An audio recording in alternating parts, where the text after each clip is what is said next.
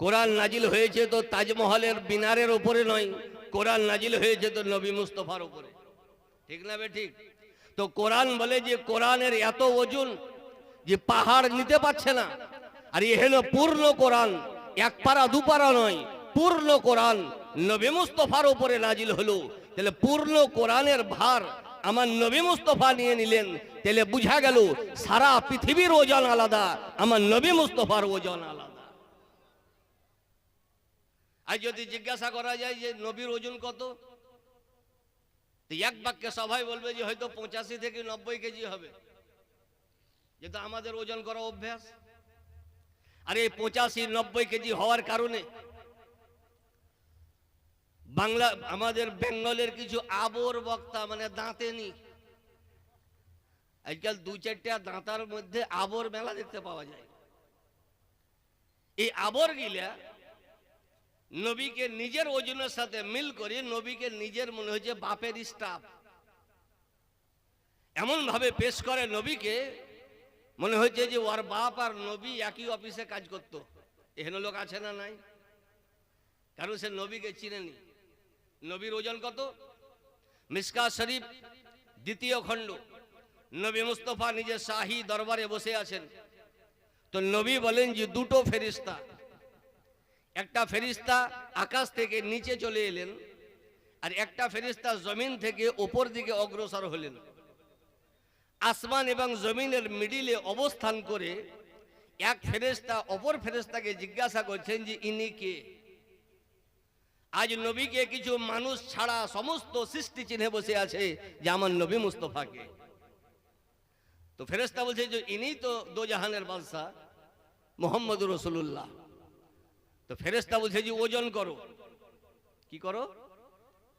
নবীর ওজন করো। তো ওজন করার জন্য ডালা বাটখারার দরকার। তো যে কোনো জিনিস যে কোনো ডালাতে ওজন করা যায় না। 1 কিলো লেলচার শাক এনেছেন, তো বাড়িতে যে ডালা তারাজু পাল্লা ওতে মাপা যায়, কিন্তু 1 লরি পাথর কত টন এটা মাপার জন্য বাড়ির ডালাতে হবে না, হবে লরি? তাহলে রাস্তার ধারে যে ডালাগুলো আছে, কি বলে ধর্মকাটা না বেধর্মকাটা, ওতে মাপতে হবে। তাহলে যেমন জিনিসের হাইসিয়াত, যেমন জিনিসের দাম, ওই মতো ডালার দরকার। সোনা নাপে তার ডালার আলাদা কোয়ালিটি, বাড়িতে লেলচা শাক নাপে তার ডালার কোয়ালিটি আলাদা, রোডের ধারে পাথর ওরা লরি লাপে তো তার ডালার কোয়ালিটি আলাদা। তো ফেরেশতা আমার নবী মুস্তফাকে নাপছে তো এই দুনিয়ার ডালাতে নয়, রুহানি ডালাতে। একদিকে নবী মুস্তফাকে চড়িয়ে দিলেন, অপর দিকে বাটখারার জায়গাতে নবী মুস্তফার জায়গায় নবীকে, আর বাটখারার জায়গাতে একটা মানুষ। ডালা যখন তোলা হলো তো নবী মুস্তফা ভারী হলেন। ফেরেশতা বলল যে এতে হবে না, একদিকে 10টা মানুষকে চড়িয়ে দাও, অপর দিকে নবী মুস্তফাকে। 10টা মানুষ ভারী হলো না, নবী মুস্তফা ভারী হয়ে গেলেন। যে এতেও হবে না, একদিকে 100 মানুষ চড়িয়ে দাও, অপর দিকে নবী মুস্তফাকে। ডালা তোলা হলো, 100 মানুষ ভারী হলো না, নবী মুস্তফা ভারী হয়ে গেলেন। যে এতেও হবে না, 1000 মানুষ একদিকে চড়িয়ে দাও, অপর দিকে নবী মুস্তফাকে। ডালা যখন তোলা গেল, 1000 মানুষ ভারী হলো না, নবী মুস্তফা ভারী হয়ে গেলেন। যে এতেও হবে না, একটা উম্মতকে পুরো এক পাল্লায় চড়িয়ে দাও, অপর দিকে নবী মুস্তফাকে। তো পুরো উম্মত ভারী হলো না, নবী মুস্তফা ভারী হয়ে গেলেন। নবীর উম্মত কটা? হয়তো ভাববেন যে গোটা 4 হবে হয়তো। নবীর জামানা থেকে নিয়ে কিয়ামত পর্যন্ত কত এসে কত আসবে, বৈজ্ঞানিকের বাপও আজ পর্যন্ত হিসাব দিতে পারেনি। আল্লাহ বলে হে নবী মুস্তফা, আপনাকে লাইফ টাইমের জন্য নবী তৈরি করে পাঠিয়ে দিলাম, যত হবে সব আপনার উম্মত হবে। আর ফেরেশতা বলে যে নবীর জামানা থেকে নিয়ে কিয়ামত পর্যন্ত যত মানুষ এসে সবকে যদি এক পাল্লায় চড়ানো হয়, অপর দিকে যদি নবীকে চড়ানো হয়, তো পৃথিবীর মানুষ ভারী হবে না, নবী মুস্তফা ভারী হবে। তাহলে নবীর ওজন কত? এতে হয়তো বুঝতে পারলেন না যে হয়তো 1 কুইন্টাল হবে হয়তো। বুখারী শরীফ 1ম খণ্ড, বাবু কাইফা কানা বদউল ওহিয়ে ইলা রাসূলিল্লাহ সাল্লাল্লাহু আলাইহি ওয়াসাল্লামের অধ্যায় তুলে দেখুন। আমার নবী মুস্তাফা মক্কা শহরের গুরুত্বপূর্ণ পাহাড় গারে হিরাতে নবী ইবাদত করছেন। ফেরেশতা জগতের সর্দার, গ্রামের সর্দার নয়, অঞ্চলের সর্দার নয়, ফেরেশতা জগতের সর্দার জিবরাইল আলাইহিস সালাতু ওয়াত তাসলিম নবীর কাছে এলেন। এই ফেরেশতা কোন কোয়ালিটির ফেরেশতা? আমার নবী মুস্তাফার কাছে জিবরিল আমিন অনেকবার এসেছেন, কিন্তু রূপ চেঞ্জ করে। তো আমার নবীর ইচ্ছা হলো যে হে খোদা, জিবরিল আমিনকে আমি ওনার রূপে দেখতে চাই, ওনার ফিকারটা কি? তো নবী বলছেন যে আমার দোয়া কবুল হলো, আমি জিবরিল আমিনকে দেখলাম ওনার রূপে দুবার। তো সাহাবী বলছে যে হুজুর, জিবরিল আমিনকে ওনার রূপে দেখলেন দুবার, তো ফিকারটা কি? তো নবী বলছেন লাহু সিত্তু মিয়াতে জানাহিন কুল্লু জানাহিন কাল সাদ্দাল উফুকা। আমি জিবরিল আমিনকে দেখলাম 600 খ্যাল ডানাওয়ালা ফেরেশতা। কটা ডানা? 600 খ্যাল। হয়তো ভাববেন যে কবিতরের মতন ছোট ছোট ডানা। নবী বলছেন কুল্লু জানাহিন কাল সাদ্দাল উফুকা। দুটো ডানার মিডিলে যদি সারা পৃথিবী রেখে দেওয়া হয় তথাপি জায়গা ফাঁকা থাকবে। এক একটা ডানার পাওয়ার কত? কোরআন শরীফ তুলে দেখুন। আমার নবীর বহু পূর্বে এই দুনিয়াতে একজন নবী এসেছিলেন, যিনার নাম হযরত লূত আলাইহিস সালাতু ওয়াত তাসলিম। উনার জামানায় আল্লাহ তাআলা আযাব প্রেরণ করলেন। তো জিবরিল আমিন আলাইহিস সালাতু ওয়াত তাসলিম আযাব নিয়ে এলেন। তো তাফসিরে জালালাইনে লিখেছে জিবরিল আমিন 600 ডানার মধ্যে একটা ডানাতে আঘাত করেছিলেন। তো ওই পূর্ণ এলাকাটাকে আকাশে লাগিয়ে দিয়েছিলেন, মনে হচ্ছে যে ক্রিম লাগা বিস্কুট, পুরা এলাকা। আজ যদি গোটা পাঞ্জাবের জিসিপি আসে তো গোপীনাথপুরকে তুলতে পারবে? পারবে? 2-4 বিঘা জমিন, তো 2 বিঘা তুলতে পারবে না, গোটা গোপীনাথপুর থেকে গেল। আর জিবরিল আমিন একটা ডানার আঘাতে পাতাল থেকে নিয়ে পূর্ণ এলাকাকে, সোডান এলাকা তদানীন্তন কালে 4টা পশ্চিমবঙ্গের সমান একটা এলাকা। কে বলেছিল যে মৌলভী সাহেব ভারত যতই বড় হোক পশ্চিমবঙ্গের মতন বড় হবে না? কারণ ভারতও বুঝে না, পশ্চিমবঙ্গ চিনে না। ভারত যতই বড় বলুক পশ্চিমবঙ্গের মতন বড় হতে পারবে না। তো পশ্চিমবঙ্গের 4টার সমান এলাকা সোডান এলাকা। তো জিবরিল আমিন একটা ডানাতে আঘাত করেছিলেন পাতাল সমেত, পুরা এলাকাকে উঠিয়ে আকাশে ঠেকিয়ে দিয়েছিলেন, মনে হচ্ছে যে ক্রিম লাগা বিস্কুট। তাফসিরে বাইজাবিতে লিখেছে আকাশ থেকে এলাকার হাঁস মুরগি গরু ছাগল ইত্যাদির আওয়াজ শুনতে পাওয়া যেত। তো বলার উদ্দেশ্য হলো এটা যে জিবরিল আমিনের একটা ডানার শক্তি কত। এখনো 599 খান ডানা বাকি থাকলো, কিন্তু গারে হিরাতে নবী মুস্তাফার কাছে জিবরিল আমিন আলাইহিস সালাতু ওয়াত তাসলিম এলেন। আর নবী মুস্তাফাকে বলেন ইকরা, হে নবী আপনি পড়ুন। জিবরিল আরবিতে বলছেন আর নবী উত্তর দিচ্ছেন আরবিতে। আর বাংলাদেশের কিছু আবর বক্তা তরজমা করছে বাংলাতে। মিলবে? জিবরিল আমিন ফেরেশতা কোন ভাষায় কথা বলছেন? হিন্দিতে? ঘুমাইছেন নাকি আপনারা? আরবিতে? তো নবী তো কিছু বলছেন, তো ওটা কোন ভাষা? ওটো আরবি। তো ওদিকে দুটাই আরবি, আর যে তরজমা করছে দাঁতে নি ই বাংলাতে। মিল খাবে? এই মিল না খাওয়ার কারণে আমাদের দেশে তরজমা হয়ে গেল কি, জিবরিল বলছে ইকরা, হে নবী পড়ুন। নবী বলছে মা আনা বেকারিন, এতটুকু বলেছে। আর ই বলছে যে নবী বলছেন যে আমি লেখাপড়া জানি না, কি করতে এলে? আচ্ছা লেখাপড়া জানিয়ে না, হাদিসে তো নাই। নবী বলেছেন মা আনা বেকারিন, এর মানে হলো যে আমি পড়বো না, পড়তে জানি না আর পড়বো না, আসমান জমিন ব্যবধান। এখন এই মাঘ মাস চলছে মনে হয় এটা নাকি, অগ্রহায়ণ শীতের রাতে রাত 12টার পর যদি কাউকে বলা যায় যে একটা মৌলভী সাহেবকে পার করতে হবে, তো জানতো আপনি মোটর সাইকেলে ড্রাইভার, পাকা ড্রাইভার, তো কি বলবে, মৌলভী সাহেব আমি যাব না, ঠান্ডা লেগে যাবে। তো এর মানে কি ও মোটর সাইকেল চালাতে জানে না? হ্যাঁ, এখন আমাদের মাদ্রাসার হেড মাওলানা মুনাজির আহলে সুন্নাত, তাবড় মুনাজির, পশ্চিমবঙ্গের যোগ্য দক্ষ মুনাজির, মুনাজির আহলে সুন্নাত হযরত আল্লাহ মাওলানা মুফতি আলী হোসেন সাহেব তাহসিনী মাদ্দাজিল্লাহুল আলী ওয়ান নুরানি, হেড মাওলানা, হেড মুদাররিস, মুনাজারা করা লোক।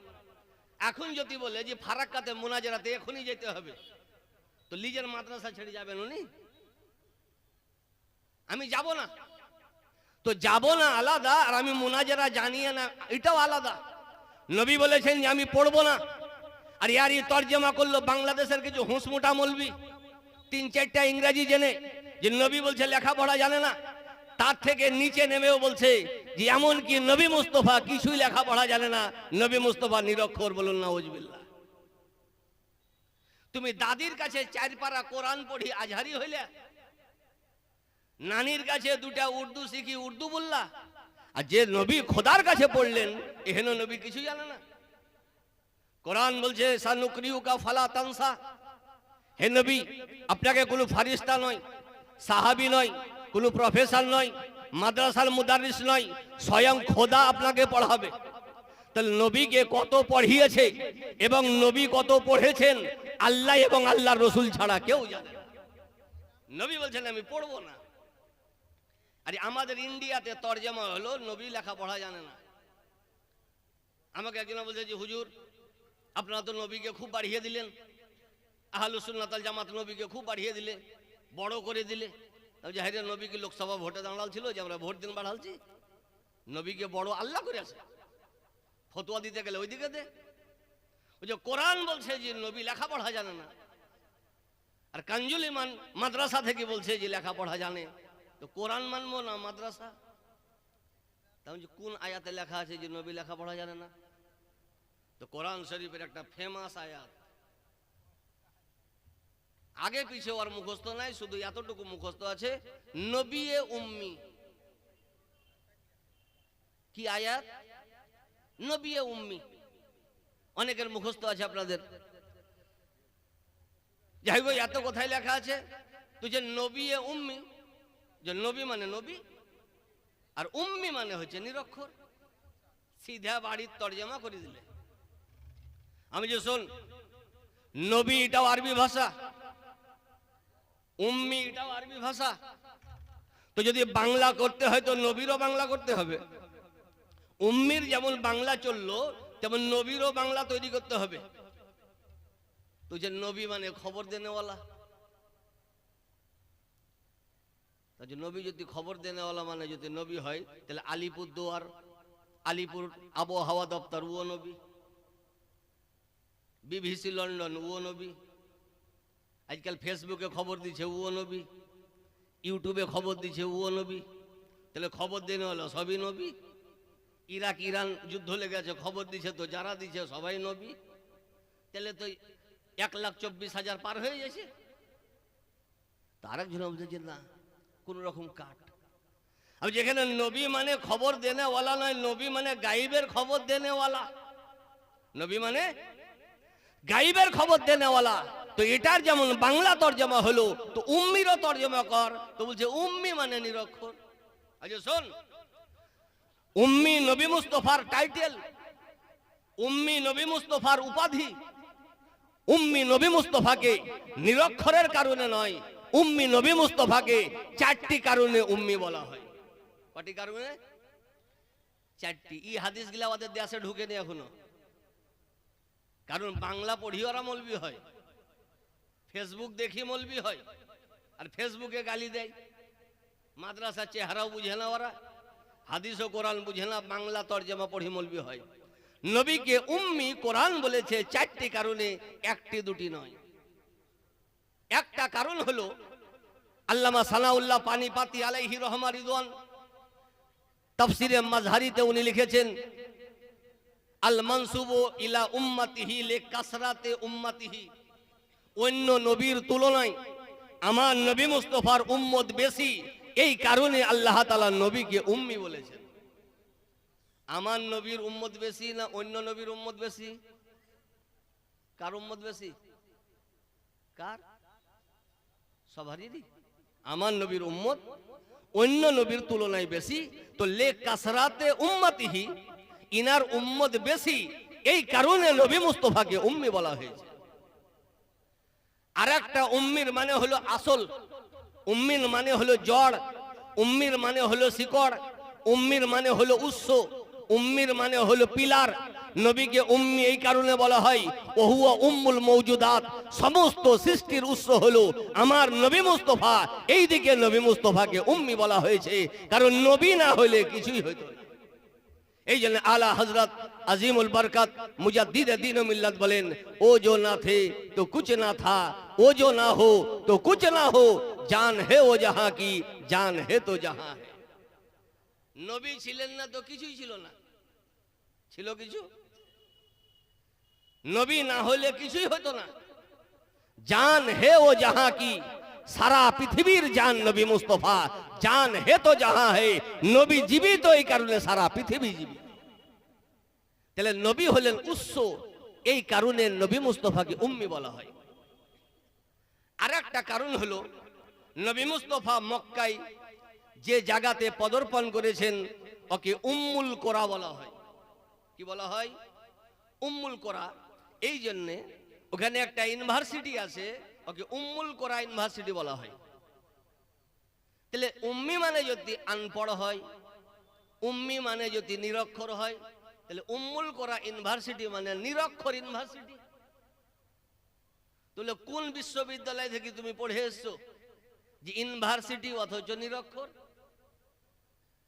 আরবের সুবহানাল্লাহ মধ্যভূমি হলো আরব বিশ্বের, এই জন্য উম্মি বলা হয়। নবী মুস্তাফা জন্ম ওখানে করেছেন, এই জন্য নবীকে উম্মি বলা হয়। আর একটা ব্যাখ্যা সেটা হলো এই যে উম্মি যে কোরআনে এসছে আসলে ছিল উম্মতি। কি ছিল? আছে উম্মি, কিন্তু আসলে ছিল উম্মতি। লাস্টে তে ছিল, তেটাকে হটিয়ে দিয়েছে। যেমন মক্কা লাস্টে তে আছে, মদিনাতুন লাস্টে কি আছে? তে আছে। এটা হয়তো বুঝবেন না যে এটা তো আরবি হয়ে গেল। আমরা বাঙালি, বাঙালি পশ্চিমবঙ্গের নাগরিক, আমাদেরকে কি বলে? বাঙালি। বাঙালি রাহানেওয়ালা বাঙালি। বিহারে যারা বসবাস করে ওকে কি বলে? বিহারি। কাশ্মীরে যারা থাকে কাশ্মীরি।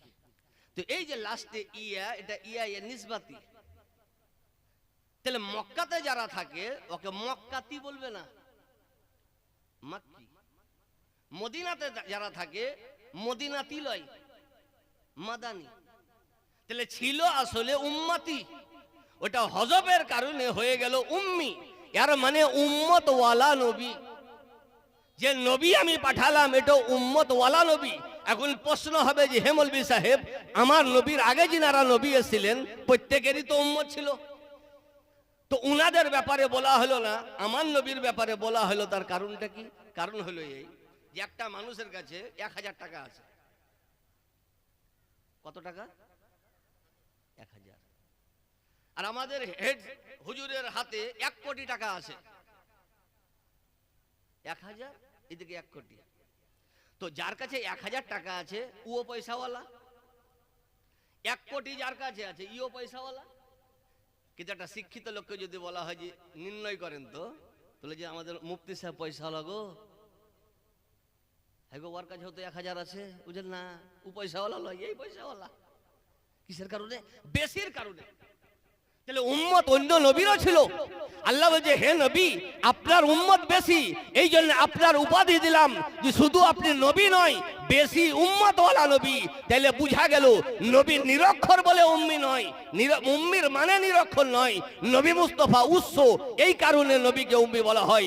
নবী উম্মুল কোরাতে এসেন, এই কারণে উম্মি বলা হয়। আর নবীর উম্মত বেশি, এই কারণে নবীকে উম্মি বলা হয়। কিন্তু এদের ভাষা জ্ঞান না থাকার কারণে, মাদ্রাসায় না পড়ালেখার কারণে এদের দাঁতে নেই, তার কারণে আজ উল্টা পাল্টা ব্যাখ্যা নবীর ওপরে লাগাইতে থাকে।